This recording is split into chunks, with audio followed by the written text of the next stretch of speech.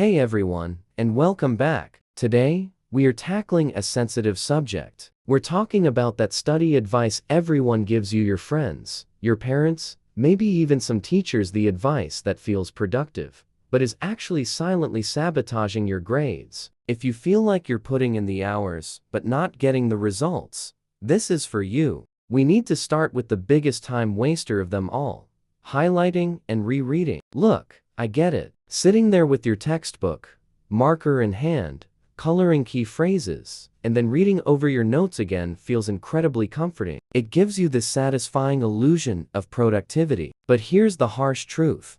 Highlighting and rereading don't build memory. They only build familiarity. Your brain sees the information repeatedly and tricks you into thinking, "Oh, I know this," because the text looks familiar. Real learning, the kind that sticks for the exam, only happens when you force yourself to recall the information without the notes right in front of you. Familiarity is not the same as recall, and confusing the two is a guaranteed path to poor test performance. Stop highlighting and start testing yourself. Next up is the legendary and notoriously bad all-nighter. Every student has pulled one. You think, "I'll sacrifice one night's sleep, cram everything in, and ace the test tomorrow." This is perhaps the most destructive study habit because it hurts your learning far more than it helps. When you overload your brain late into the night, you are preventing memory consolidation. Sleep is not a luxury you can skip. It is the period when your brain literally takes the day's information and files it away into long-term storage. By staying up,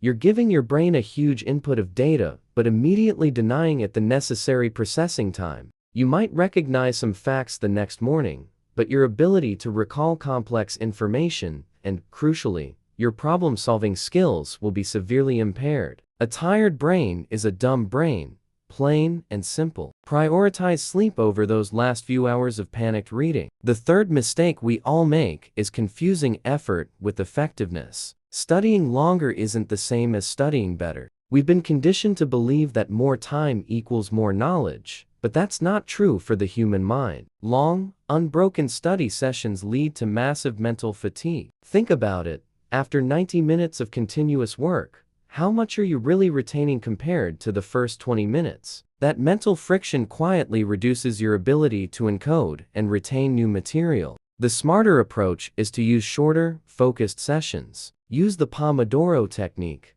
Work intensely for 25 minutes, take a quick break, and then dive back in. You will experience better recall, much less burnout, and you'll actually cover more ground effectively. Quality over quantity, always. Point number 4 is the useless advice everyone hears when they race struggling: just try harder. This is terrible advice without a system. Willpower is a finite resource. It fades quickly, especially when you're stressed, tired, or the material is unclear. The students who consistently perform well aren't superhumans fueled by endless motivation. They are students who rely on systems. A system means you have clear goals for the study session, a structured approach to learning the material, and predefined stopping points. Instead of vaguely trying to study history, set a goal like, "In this 45 minutes, I will master the causes and effects of the French Revolution using flashcards." You don't rely on feeling motivated. You rely on executing the system. Finally, let's talk about the methods that actually work. Active recall, spaced repetition, and focused, deep work feel harder than passive reading, and that's exactly the point. These evidence-based methods force your brain to retrieve and manipulate information, which is mentally taxing.